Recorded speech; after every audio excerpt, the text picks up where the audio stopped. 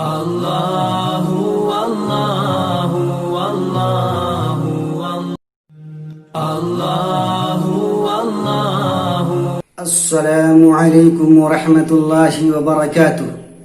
الحمد للہ والصلاة والسلام علی رسول اللہ وبعد۔ بسم اللہ الرحمن الرحیم۔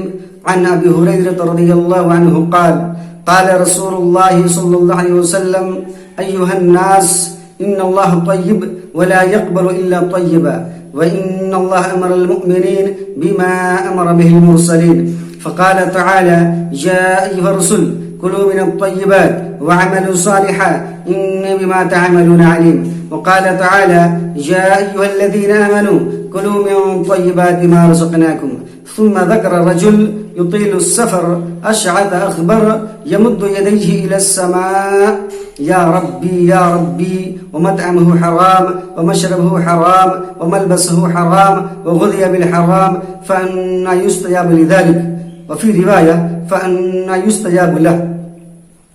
محترم ناظرین، میں آپ کا بھائی محمد سلفی محمدی ریسرچ سینٹر میں آپ سبھی کا خیر مقدم ہے۔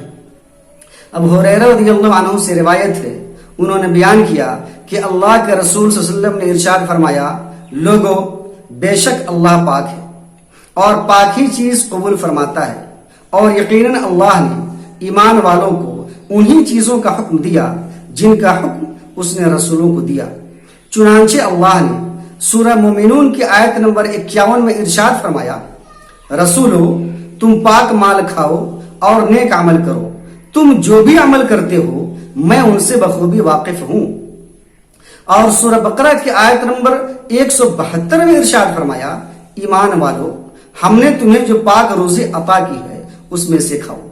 پھر آپ نے بیان فرمایا، آدمی لمبا سفر کرتا ہے، غبار آلود ہوتا ہے، پراگندہ بال ہوتا ہے، اور اس حال میں دعائیں کرتے ہوئے اللہ سے کہتا ہے، اے میرے رب اے میرے رب، حالانکہ اس کا کھانا حرام ہے، اس کا پینا حرام ہے، اس کا لباس حرام ہے، اور اس کی پرورش بھی حرام مال سے ہوئی، تو بھلا اس کی دعا کیسے قبول ہوگی؟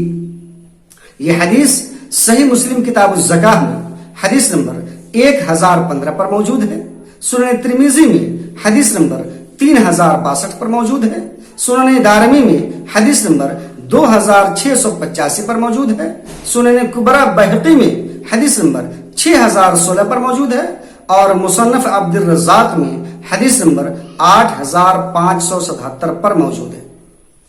اس حدیث سے متعدد مسائل ثابت ہوئی۔ پہلا مسئلہ ثابت ہوا ابو ہریرہ رضی اللہ عنہ کا مقام صحابیت۔ آپ کے بارے میں ائمہ فن نے الامام، الفقیہ، المجتہد جیسے الفاظ کا استعمال کیا، یعنی آپ اپنے فن کے امام تھے، دینی مسائل کو بیان کرنے میں فقیہ وقت تھے، اور مجتہدانہ خوبیوں کے مالک تھے۔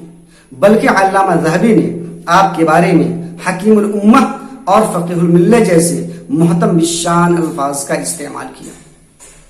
آپ دور فاروقی میں بحرین کے گورنر تھے، اور سن 40 سے 41 ہجری تک مدینہ کے بھی گورنر رہے، اور سن 59 ہجری تک یعنی اپنی وفات تک آپ افتاء کا فریضہ بخوبی انجام دیتے رہے۔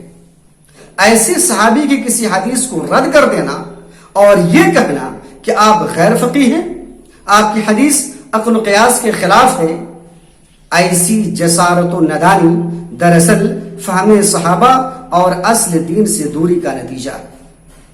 دوسرا مسئلہ ثابت ہوا، حدیث کو معروف صیغے سے بیان کرنا مشروع ہے، لہٰذا اگر کوئی شخص کہتا ہے حدیثوں میں آتا ہے یا ایک حدیث بیان کی جاتی ہے، یہ طریقہ فہم صحابہ اور منہج صحابہ کے خلاف ہے۔ کیوں؟ صحابہ یہ بیان کرتے تھے کہ میں نے رسول اللہ کو فرماتے ہوئے سنا، یا رسول اللہ نے ارشاد فرمایا۔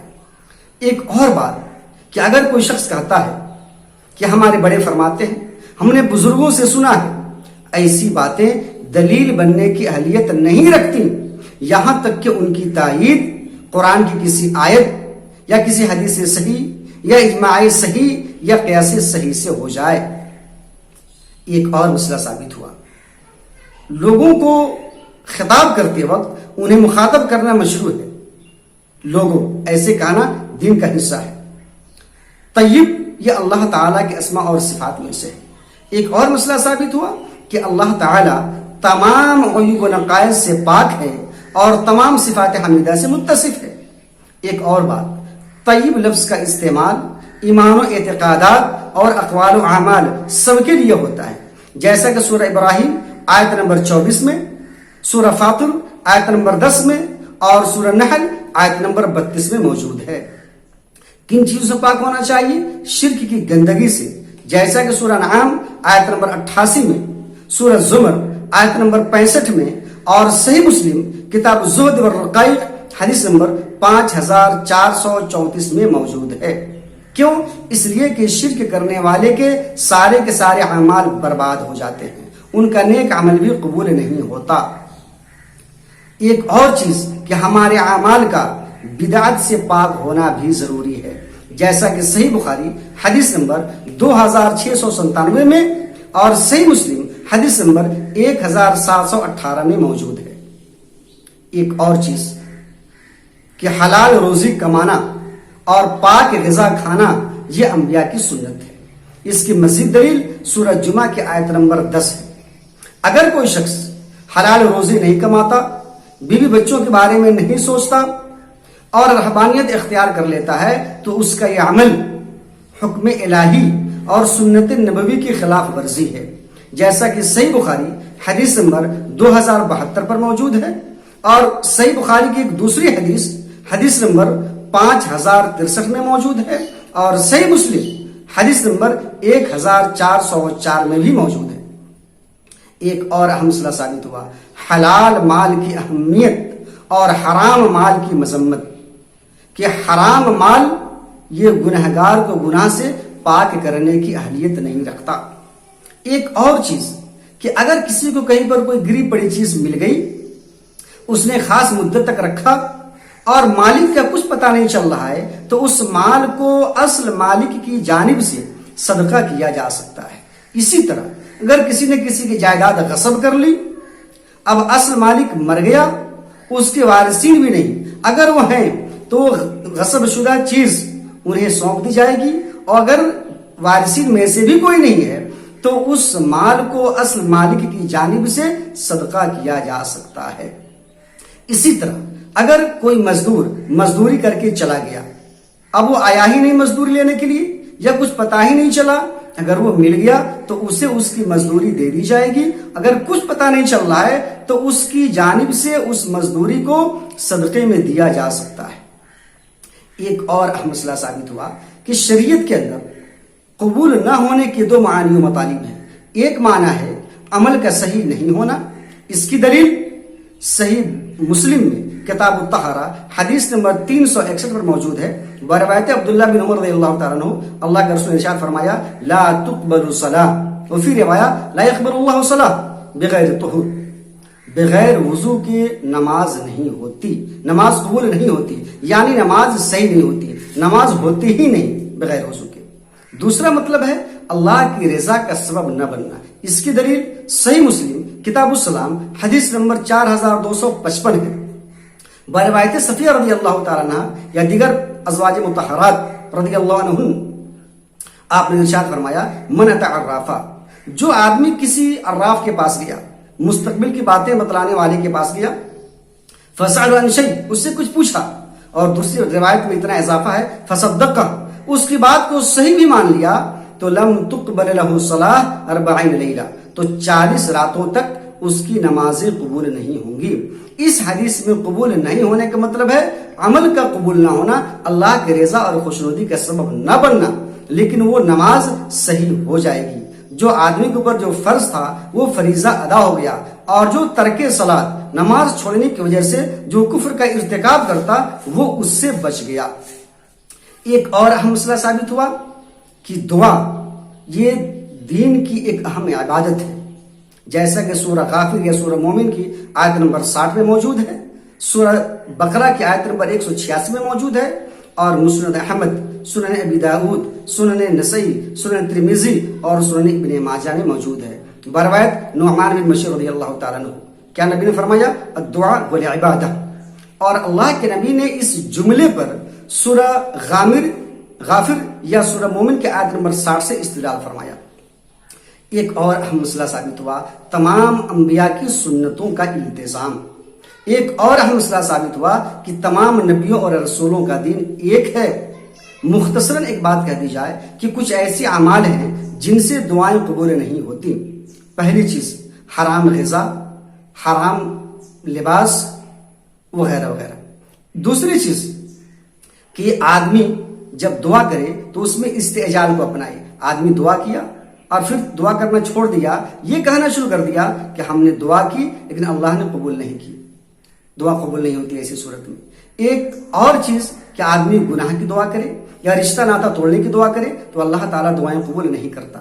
اسی طرح سے آدمی جب دعا کرے تو اس میں شرکیہ الفاظ کا استعمال کرے یا بدعت کے طریقے سے آدمی دعا کرے تو دعائیں قبول نہیں ہوتی، یا آدمی امر بالمعروف اور نہی عن المنکر کا فریضہ ترک کر دے تو یہ بھی ایک سبب ہے دعا کی قبول نہ ہونے کا۔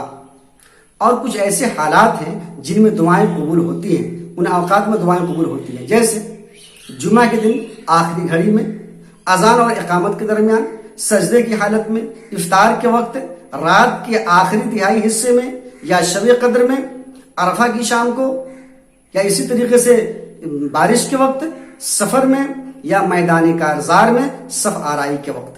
دعا آدمی کیسے کرے؟ سب سے پہلے آدمی طاہر و پاک ہو، باوضو ہو تو اور بہتر ہے، پھر قبلہ رخ ہو جائے اگر ممکن ہو تو، اگر ممکن نہ ہو تو اس حال میں ویسے ہی دعا کرے گا۔ ظاہر سی بات ہے کہ خطیب خطبہ جمعہ میں قبلہ رخ ہو کر کے دعا کرے گا نہیں، یہ مانع ہے۔ تو اگر مانع ہے تو آدمی جس حال میں ہے اسی حال میں دعا کرے۔ اس کے بعد آدمی ہاتھ اٹھا کر کے دعا کرے۔ ہاں، یہاں پر یہ جاننا ضروری ہے کہ جہاں جہاں پر ہاتھ اٹھانا ثابت ہے وہاں پر ہاتھ اٹھا کر کے دعا کرے، اور جہاں جہاں پر ثابت نہیں ہے وہاں پر بغیر ہاتھ اٹھائے دعا کرے۔ ظاہر سی بات ہے بیت الخلاء میں جاتے وقت، باتھ روم جاتے وقت آدمی ہاتھ اٹھا کر دعا نہیں پڑھتا، سفر میں سواری پر سوار ہوتے وقت آدمی ہاتھ اٹھا کر کے دعا نہیں کرتا۔ اور اسلام کا ایک اصول ہے کہ نبی نے جن کاموں کو کیا ہے ان کاموں کو کرنا سنت ہے، اسی طریقے سے جن کاموں کو نبی نے نہیں کیا ہے ان کاموں کو نہیں کرنا بھی سنت ہے۔ نبی نے جتنا کیا ہے اتنا ہی کرنا سنت ہے، اور اس سے زیادہ نہیں کرنا بھی سنت ہے۔ یہ بنیادی اصول ہے۔ اس کے بعد آدمی اللہ تعالیٰ کی حمد و ثنا بیان کرے، پھر نبی پر درود و سلام بھیجے، پھر جو مسنون دعائیں ہیں ان دعاؤں کو مانگے، اور جب دعا کرے تو دعا سے جو مناسب جو اسماء اور صفات ہے ان کا ذکر کرے۔ جیسے آدمی کو رحم مانگنی ہے، رحم کی بھیک مانگنی ہے تو آدمی کیا کہے گا؟ اے اللہ تو ارحم الراحمین ہے، میری حد گزار پر رحم فرما، تو کریم ہے مجھ پر کرم فرما، تو غفور ہے مجھے بخش دے، وغیرہ وغیرہ۔ اس کے بعد آدمی پورے عزم کے ساتھ، پوری اعتماد اور یقین کے ساتھ دعائیں کرے، اللہ سے لو لگا کر کے دعا کرے، آدمی دل جمعی کے ساتھ، حاضر دماغی کے ساتھ دعا کرے، یقیناً دعائیں قبول ہوں گی۔ ہم اخیر میں دعا گو ہیں کہ اللہ تعالیٰ ہم سب کو فہم صحابہ اور منہج ائمہ کے مطابق دین کی صحیح سمجھ عطا فرمائے، اور ہم سب کی زندگی میں خلوص للہ پیدا فرمائے۔ آمین ثم آمین۔ والسلام علیکم ورحمۃ اللہ وبرکاتہ۔